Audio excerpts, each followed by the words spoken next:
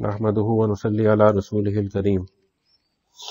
الحمدللہ رمضان کے پہلے عشرے میں حضرت کی ہدایت کے مطابق ہم نے ایک سلسلہ شروع کیا تھا دروس کا، جس کے اندر ہم نے جو اہل سنت والجماعت کے عقائد ہیں ان کا ایک دور کیا تھا، ان کو صرف ہم نے ریوائز کیا تھا، اور صرف ہم نے یہ جاننے کی کوشش کی تھی کہ ہمارے صحیح عقائد کیا ہیں۔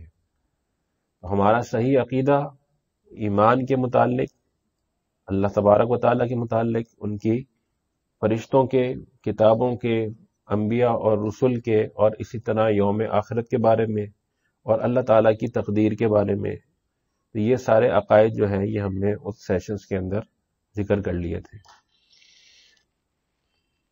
اور پھر انہی جو عقائد کی باتیں ہیں ہماری، اس کے اندر کچھ ایسی چیزیں ہیں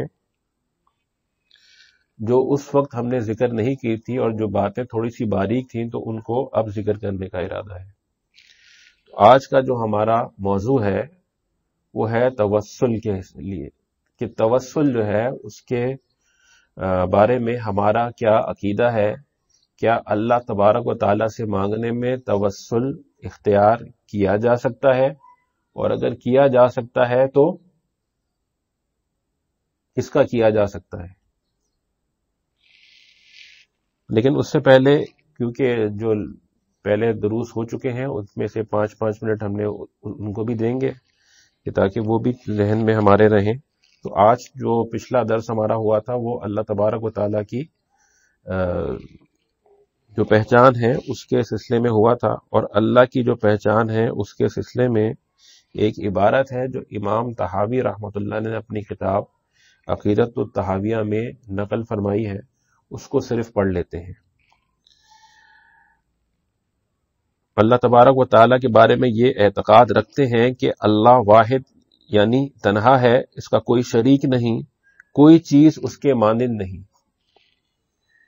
یعنی کوئی چیز اس کے جیسی نہیں ہے، نہ کوئی چیز اس کو عاجز کر سکتی ہے، کوئی چیز اس سے بڑھ نہیں سکتی، اور اس کے سوا کوئی معبود نہیں، یعنی عبادت اس کے علاوہ کسی اور کی نہیں کی جا سکتی۔ وہ قدیم ازلی ہے جس کی ابتدا نہیں، ہمیشہ سے ہے۔ وہ ابدی ہے جس کی کوئی انتہا نہیں، ہمیشہ رہے گا۔ اس پر فنا اور ہلاکت نہیں، کوئی بات اس کے ارادے کے بغیر نہیں ہوتی، اس تک وہم کی رسائی نہیں۔ آدمی اپنے گمان میں بھی نہیں سوچ سکتا کہ اللہ تبارک و تعالیٰ کی ذات جو ہے وہ کس چیز پر محیط ہے۔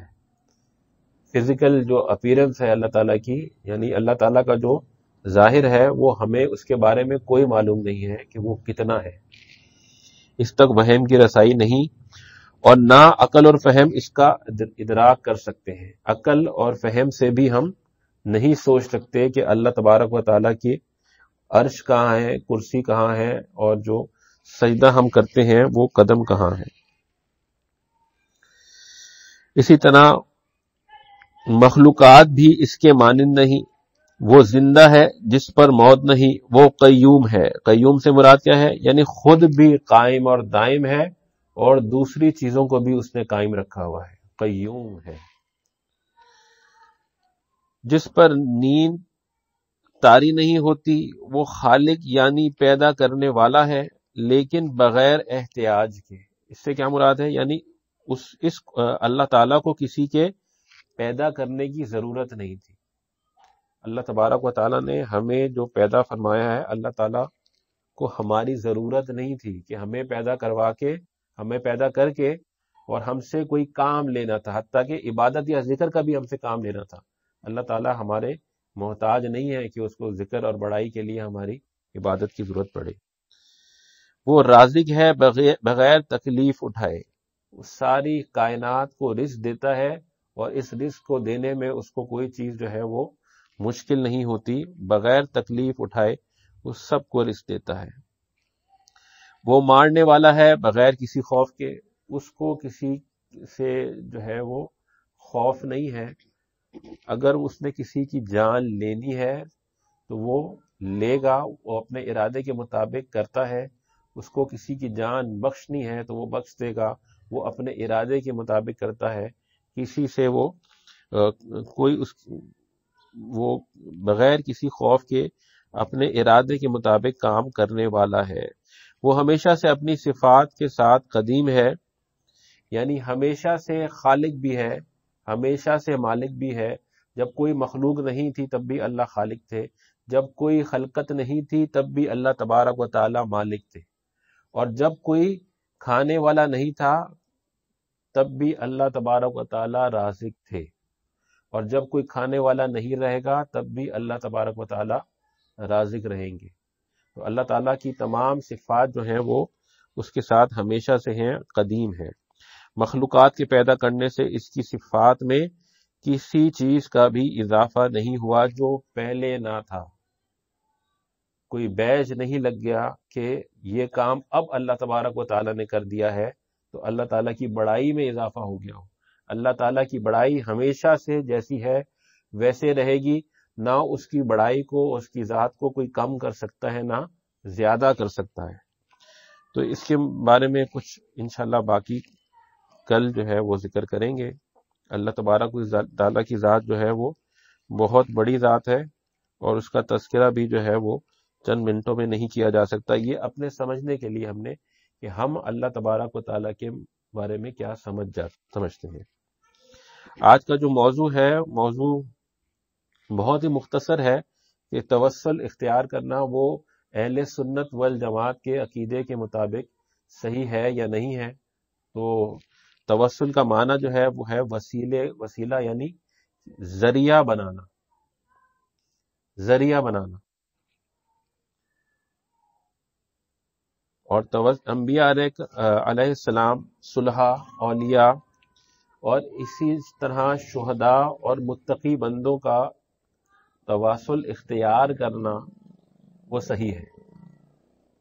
اب بات تو صرف اتنی سی ہے اور یہی بات ختم ہو جاتی ہے، لیکن اگر اتنی سی بات پہ ختم کر دیا جائے تو سوال بہت زیادہ ہو جائیں گے، تو اس سے اچھا اس کو تھوڑا سا اور ذکر کر لیتے ہیں کہ ایک تو انبیاء علیہ السلام کا تواصل اختیار کیا جائے گا، اولیاء کا تواصل اختیار کیا جائے گا، نیک لوگوں کا توسل اختیار کیا جائے گا۔ اور یہ جو توسل اختیار کیا جائے گا، تواصل کیا جائے گا یا توسل اختیار کیا جائے گا، یہ ان کی زندگی میں کیا جائے گا، ہمیں الاؤ ہے، یا ان کی وفات کے بعد ہی الاؤ ہوگا؟ یعنی ہم انتظار کریں کہ کوئی نیک شخص ہے وہ فوت ہو جائے تو اب اس کے توسل سے ہم دعا مانگیں، یا اس کی زندگی میں بھی اس کے توسل سے دعا مانگی جا سکتی ہے؟ توسل جو ہے وہ مقصد نہیں ہے، مقصد اللہ تبارک و تعالیٰ سے مانگنا ہے۔ اور یہ ڈاکٹر صاحب ہمارے بیٹھے ہیں، یہ آپ کو بتائیں گے کہ جب کوئی مریض آتا ہے تو اس کا جو مشن ہوتا ہے نا ڈاکٹر صاحب کے پاس آنے کے بعد، وہ یہ ہوتا ہے کہ اس کو شفا مل جائے مرض سے۔ اب ڈاکٹر صاحب کیونکہ ماشاءاللہ یہ ہومیوپیتھ میں بھی ہیں اور یہ ایلوپیتھی میں بھی جانتے ہیں، اور ماشاءاللہ اب تو وہ ظاہر ہے ان کے پاس اور بھی علوم ہیں، تو مریض کو چوائس ہوتی ہے کہ وہ ہومیوپیتھی کا علاج کروا لے، ایلوپیتھی کا کرا لے، یا ڈاکٹر صاحب سے جو ہے وہ جو ہم جھاڑ پھونک والا علاج ہوتا ہے وہ بھی کروا لے۔ یہ سب اس کے پاس چوائس ہوتی ہے، لیکن مقصد اس کا کیا ہوتا ہے؟ مقصد اس کا یہ ہوتا ہے کہ اس کو شفا مل جائے، جو درد ہے اس سے وہ آرام آ جائے۔ تو ہمارا بھی مقصد جو ہے وہ اللہ تبارک و تعالیٰ سے مانگنا ہوتا ہے، اور اللہ تبارک و تعالیٰ سے مانگنے کے اندر چاہے ہم توسل اختیار کر لیں کہ اللہ تبارک و تعالیٰ اپنے کسی نیک بندے کی توسل سے ہمیں عطا فرما دے۔ توسل کا ایک طریقہ جو ہے وہ ہمارے لیے بتایا گیا ہے۔ وہ توسل کا طریقہ کیا ہے کہ یا اللہ میں آپ کے فلاں ولی کے وسیلے سے اپنی دعا کی قبولیت چاہتا ہوں اور اپنی حاجت براری کا خواستگار ہوں، یا اسی طرح کے دوسرے کلمات کہ یا اللہ میں آپ کے فلاں ولی یا فلاں جو ہے وہ نبی، ان کے توسل سے اپنی حاجت کو رفع کرنا چاہتا ہوں، تو آپ میری حاجت کو رفع فرما دیجیے۔ اب اس کے اندر تو یہ تو بات بالکل سیدھی سیدھی لگ رہی ہے کہ اس کے اندر تو کوئی بات ایسی ہے نہیں کہ اس میں عقیدے کے اوپر جو ہے وہ لیکچر دینے کی ضرورت پیش آ جائے، لیکن بات جو ہے وہ تو ہے کہ مانگا جو ہے وہ اللہ سے جائے گا، مانگا نہ کسی نبی سے جائے گا، نہ کسی رسول سے جائے گا، نہ کسی ولی سے جائے گا، نہ کسی متقی سے جائے گا، کیونکہ دینے والی ذات جو ہے وہ صرف اللہ کی ہے۔ ذہن ہم نے اپنا یہ بنانا ہے کہ دینا اللہ نے ہے تو مانگنا اللہ سے ہے، اور جب مانگنا اللہ سے ہے تو اس کو کسی کا بھی ہم اس کے نیک بندے کا یا جس سے اللہ تبارک و تعالیٰ نے محبت کی اس کا واسطہ دے سکتے ہیں، اس کا توسل اختیار کر سکتے ہیں۔ تو توسل اختیار کرنا جو ہے اس کے اوپر بھی دلیل چاہیے، اور یہ بھی دلیل چاہیے کہ ہم انتظار کریں گے کہ کوئی متقی جو ہے وہ فوت ہو جائے تو بعد میں اس کا توسل لیں، یا پہلے بھی لے سکتے ہیں۔ تو دیکھیں زندگی کے اندر بھی جو ہمارے اولیاء کرام ہیں ان کے توسل سے دعا کی جا سکتی ہے، اور پردہ فرمانے کے بعد یا ان کے انتقال کرنے کے بعد بھی ان کے توسل سے دعا کی جا سکتی ہے۔ مانگنا تو اللہ سے ہی ہے نا، صرف یہ خیال رہے کہ جس سے مانگ رہے ہیں وہ ذات باری تعالیٰ کی ہے، اس کو کسی کا بھی آپ واسطہ دے سکتے ہیں۔ اسی طرح حاجت روا صرف اللہ کو ہی جاننا ہے، تو کسی بزرگ سے بھی یا کسی نبی سے بھی یہ اجازت کبھی نہیں دی گئی کہ ان سے جا کر مانگو۔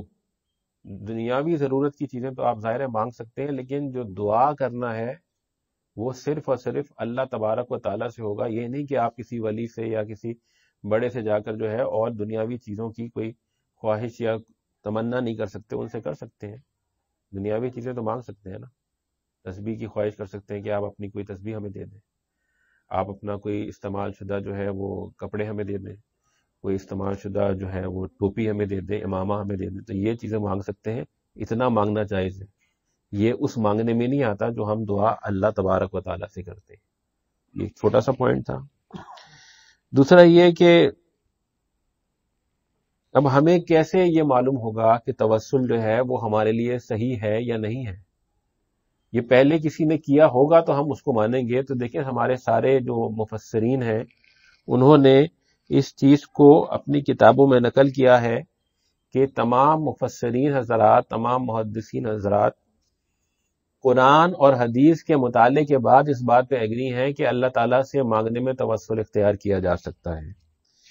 صرف ایک جو ہمارے بڑے ہیں جن کو ہم اپنا بڑا مانتے بھی ہیں، وہ ابن تیمیہ رحمۃ اللہ علیہ، انہوں نے صرف اتنا اختلاف پیش کیا ہے۔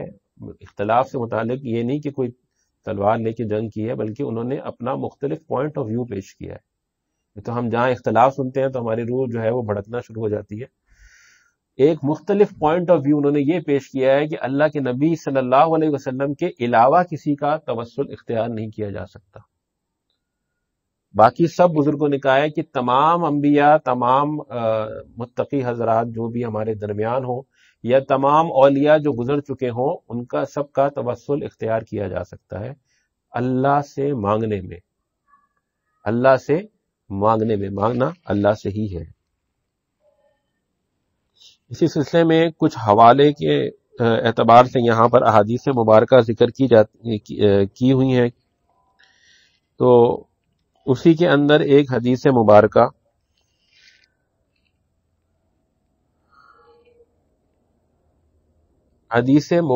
کی ایک دعا اللہ تعالیٰ کے نبی صلی اللہ علیہ وآلہ وسلم کی خدمت میں ایک صحابی حاضر ہوئے، اور وہ جو ہے نابینا صحابی تھے۔ انہوں نے اللہ کے نبی صلی اللہ علیہ وسلم سے عافیت کی دعا کی درخواست کی۔ اب اللہ کے نبی صلی اللہ علیہ وسلم اس وقت دنیا سے پردہ نہیں فرمایا تھا، صحابہ کے ساتھ موجود تھے۔ انہوں نے عافیت کی درخواست کی۔ انہوں نے یہ نہیں کہ میری جو بینائی ہے وہ واپس آ جائے، جو الفاظ حدیث مبارکہ میں آئے ہیں وہ عافیت کے آئے ہیں کہ میرے لیے عافیت کی دعا کر دیجئے، یعنی میری جو یہ بیماری ہے یہ رفع ہو جائے، یہ چلی جائے۔ تو اللہ کے نبی صلی اللہ علیہ وآلہ وسلم نے ان سے فرمایا کہ بہتر ہے کہ تمہارے پاس اختیار ہے کہ تم اس پر صبر کر لو، اور یہ بھی اختیار ہے کہ اس کے لیے دعا کروا لو مجھ سے، لیکن پہلے اللہ کے نبی صلی اللہ علیہ وسلم نے فرمایا کہ صبر کر لو، اور پھر دوسرے نمبر پہ فرمایا کہ مجھ سے اس کے لیے دعا کروا لو۔ تو جو صحابی ہیں انہوں نے آپ صلی اللہ علیہ وسلم کی خدمت میں عرض کیا کہ آپ میرے لیے دعا فرما دیجیے۔ وہ جو دعا ہے یہ ترمذی شریف کی روایت ہے، آپ صلی اللہ علیہ وسلم نے ان کے لیے دعا نہیں فرمائی، آپ صلی اللہ علیہ وسلم نے ان کو فرمایا کہ تم اس طرح دعا فرماؤ۔ دعا کے الفاظ ہیں اللہم انی اسألک واتوجہ الیک بنبیک محمد نبی الرحمہ انی توجہت بک الی ربی فی حاجتی ہذہ لتغضی لی اللہم فشفعہ فیا اللہم فشفعہ فیا۔ اس دعا کا جو مطلب ہے وہ سن لیجئے کہ اے اللہ میں تجھ سے مانگتا ہوں اور تیرے نبی محمد جو نبی رحمت ہے صلی اللہ علیہ وسلم کے وسیلے سے۔ یہ کون الفاظ سکھا رہا ہے؟ یہ اللہ کے نبی صلی اللہ علیہ وسلم الفاظ سکھا رہے ہیں، یہ کلمات آپ صلی اللہ علیہ وسلم سکھا رہے ہیں کہ نبی رحمت ہیں، ان کے وسیلے سے تیری طرف متوجہ ہوتا ہوں، اپنا رخ جو ہے وہ اللہ کی طرف کر کے وسیلہ بناتا ہوں تیرے پیارے حبیب صلی اللہ علیہ وآلہ وسلم کو۔ میں نے آپ کے واسطے سے اپنی اس ضرورت میں اپنے رب کی طرف توجہ کی تاکہ تو اے میرے اللہ میری یہ ضرورت پوری کر دے، تو اے اللہ تو میرے بارے میں ان کی شفاعت قبول کر۔ یعنی اللہ کے نبی صلی اللہ علیہ وآلہ وسلم کی شفاعت میرے لیے قبول فرما اور میری جو حاجت ہے اس کو رفع فرما دے۔ تو یہ جو توسل اختیار کرنا ہے یہ اللہ کے نبی صلی اللہ علیہ وآلہ وسلم نے ہی ہمیں سکھایا۔ پھر توسل کس کا اختیار کیا جا سکتا ہے؟ صرف کیا لوگوں کا اختیار کیا جا سکتا ہے؟ تو توسل جو ہے وہ نیک اعمال کا بھی اختیار کیا جا سکتا ہے۔ توسل جو ہے وہ اللہ تبارک و تعالیٰ کے جو نام ہیں ان کا بھی اختیار کیا جا سکتا ہے، جو صفاتی نام ہے۔ اللہ تبارک و تعالیٰ کے جو صفاتی نام ہیں، اے رحمان اے رحیم، میں تجھ سے تیرے رحمان اور رحیم ہونے کی صفت کے واسطے سے یہ طلب کرتا ہوں تو میری طلب کو پورا فرما دو۔ اسی طرح اللہ تبارک و تعالیٰ نے ہمیں یہ بھی اجازت دی ہے کہ ہم اپنے جو نیک اعمال ہیں ان کے توسل سے بھی اللہ تبارک و تعالیٰ سے دعا مانگ سکتے ہیں۔ حدیث مبارکہ میں ایک واقعہ آتا ہے، اور یہ صحیح بخاری کی حدیث مبارکہ ہے اور مسلم شریف کی بھی روایت ہے، اور اسے حدیث غار کہتے ہیں۔ تو حدیث مبارکہ تو کافی طویل ہے، اس کو ہم مختصر کر کے بیان کر لیتے ہیں کہ 3 لوگ، آپ صلی اللہ علیہ وسلم نے یہ واقعہ اپنے اصحاب کو سنایا کہ 3 لوگ جو ہیں وہ سفر کر رہے ہوتے ہیں، راستے میں شدید بارش ہو جاتی ہے تو ایک غار میں پناہ لے لیتے ہیں، لیکن انہیں یہ نہیں پتا ہوتا کہ یہ لینڈ سلائیڈنگ کا زمانہ ہے، تو لینڈ سلائیڈنگ ہوتی ہے اور غار کے منہ کے آگے ایک پتھر آ جاتا ہے، غار کا دروازہ ہی بند ہو جاتا ہے۔ اب بارش بھی ختم ہو جاتی ہے، وہ کہتے ہیں جی باہر کس طرح نکلے؟ غار کے باہر تو پتھر آ گیا۔ تو ان میں سے ہر شخص جو ہے وہ یہی کہتا ہے کہ کیوں نہ اللہ تبارک، ہمارے جو پروردگار ہے اللہ تبارک و تعالی ہے، اس سے اپنے زندگی کے اندر جو کوئی ایک نیک کام کیا ہے اس کو پیش کر کے اس کے توسل سے دعا کی جائے، تو ہو سکتا ہے کہ ہماری حاجت جو ہے وہ رفع ہو جائے۔ تو وہ لوگ اپنی اپنی جو نیک اعمال ہیں وہ پیش کرنا شروع کرتے ہیں۔ ایک شخص بتاتا ہے کہ میرے پاس ایک شخص ملازم تھا، اس کی کوئی تنخواہ میرے پاس رہ گئی تھی، کچھ چاول تھے، وہ میں نے جو ہے وہ شخص چھوڑ کے چلا گیا تنخواہ لیے بغیر، پھر بہت عرصے بعد واپس آیا تو وہ جو چاول تھے وہ میں نے بو دیے تھے زمین میں، اس سے بڑی فصلیں ہوئیں، اس سے میں نے بڑے جانور خریدے۔ جب اس نے مجھ سے اپنی تنخواہ کا مطالبہ کیا تو میں نے کہا یہ سارے جانور لے جاؤ کہ یہ تمہاری امانت تھے، کیونکہ یہ تمہاری جو تنخواہ کے پیسے تھے انہی سے ملٹیپلائی ہو کے یہ سب بنا ہے۔ تو وہ شخص بڑا خوش ہوا اور وہ اپنی امانت لے کے وہاں سے چلا گیا۔ تو یا اللہ میں نے یہ تیرے لیے ہی کیا تھا کہ وہ جو شخص کی تنخواہ تھی وہ میرے پاس امانت تھی، تو میں نے آپ کے سامنے وہ اس کی امانت کو آپ کے ڈر سے رکھا اور پھر میں نے اسے لوٹا دیا۔ اسی طرح ایک اور شخص ہوتا ہے تو وہ اپنی جو ہے ایک عمل کو پیش کرتا ہے کہ میں نے والدین کی خدمت میں جو ہے میرا یہ ایک عمل تھا کہ میں گھر پہنچ کے پہلے دودھ جو ہے وہ بکری کا نکال کے اور اپنے والدین کو پیش کرتا تھا، اور اس کے بعد جو ہے اپنے بچوں کو، میرے گھر میں چھوٹے بچے تھے ان کو پیش کرتا تھا۔ لیکن ایک دن جب میں گھر پہنچا تو مجھے دیر ہو گئی تھی، میں جب دودھ نکال کے والدین کے پاس گیا تو وہ سو رہے تھے، میں وہ گلاس دودھ کا جو تھا یا جو پیمانہ جو بھی تھا وہ لے کے وہاں پر دودھ کا پیالہ لے کے میں کھڑا رہا، میرے بچے روتے رہے، لیکن میں نے وہ دودھ کا پیالہ پہلے اپنے والدین کو دیا اور اس کے بعد میں نے اپنے بچوں کو اٹینڈ کیا کہ میرے ماں باپ کا حق مجھ پہ زیادہ تھا۔ تو یا اللہ اگر تجھے میرا یہ عمل پسند ہے تو اس پتھر کو ہٹا دے۔ تو ہر دفعہ پتھر جو ہے وہ تھوڑا تھوڑا ہٹ جاتا تھا۔ اسی طرح ایک تیسرا شخص تھا جس نے یہ ذکر کیا کہ اے اللہ مجھے ایک عورت کے اوپر اختیار حاصل ہوا اور اس عورت نے مجھے تیرے نام کی جو ہے وہ واسطہ دیا کہ اللہ سے ڈر، تو میں نے یا اللہ اسی وقت جو ہے وہاں سے ہٹ گیا اور میں نے یہ صرف جو ہے ترک کیا، یہ عمل تو تیرے لیے ترک کیا اور تیری جو ہے وہ رضا کی خاطر یہ عمل جو ہے میں نے ترک کیا۔ یا اللہ اگر یہ عمل تیری بارگاہ میں کوئی معنی رکھتا ہے تو یا اللہ اس رکاوٹ کو ہمارے آگے سے ہٹا دے۔ تو یہ واقعات جو ہے، یہ جو واقعہ ہے یہ اللہ کے نبی صلی اللہ علیہ وسلم سے پہلے کا واقعہ، اور یہ سچا واقعہ ہے جو اللہ کے نبی صلی اللہ علیہ وسلم نے اپنے اصحاب کو سنایا، اور یہ واقعہ جو ہے یہ صحیحین کی روایت کے اندر ہے کہ نیک اعمال جو ہوتے ہیں، اپنے نیک اعمال ان کا بھی واسطہ دے کر اللہ تبارک و تعالی سے مانگا جا سکتا ہے۔ اور اسی طرح حضرت عمر رضی اللہ تعالی عنہ کے دور میں قحط سالی ہو گئی، تو یہ بھی حدیث مبارکہ جو ہے بخاری شریف میں ہے۔ حضرت عمر رضی اللہ تعالی عنہ کے دور میں قحط سالی ہو گئی، بارش نہیں ہوئی، ڈراؤٹ جسے آپ کہتے ہیں۔ تو وہ اللہ کے نبی صلی اللہ علیہ وسلم جو ہے اس وقت پردہ فرما چکے تھے دنیا سے، اور آپ کے چچا حضرت عباس بن عبد المطلب رضی اللہ تعالی عنہ جو ہے وہ حیات تھے۔ تو آپ حضرت عباس رضی اللہ تعالی عنہ کے پاس تشریف لے گئے اور وہاں ایک عجیب انداز سے آپ نے دعا کی۔ حضرت عمر رضی اللہ تعالی عنہ نے وہ دعا جو تھی وہ اس کا ترجمہ یہ ہے کہ اے اللہ، جب آپ صلی اللہ علیہ وسلم ہمارے ساتھ موجود تھے تو ہم ان کا واسطہ دے کر آپ سے دعا فرما لیا کرتے تھے، دعا کر لیا کرتے تھے۔